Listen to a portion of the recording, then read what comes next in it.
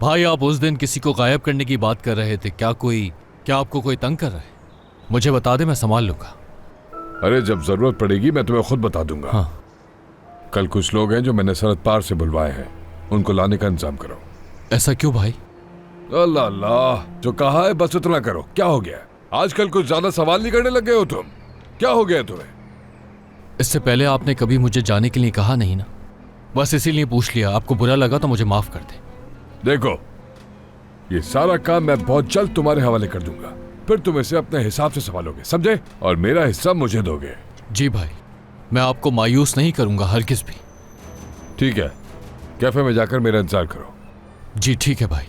हाँ।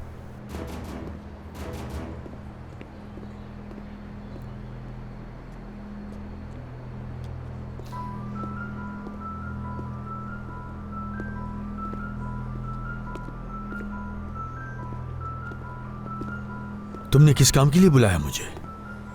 मैं एक बहुत बड़ा काम करने जा रहा हूं। एक मशहूर बिजनेसमैन है जिसके 24 घंटे के एक एक मिनट की खबर चाहिए मुझे। किसी होशियार के हाथ में एक काम दे रहा था तो तुम्हारी याद आई।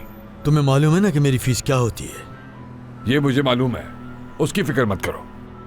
कौन है वो आदमी? करीम अरसलान। ठीक है,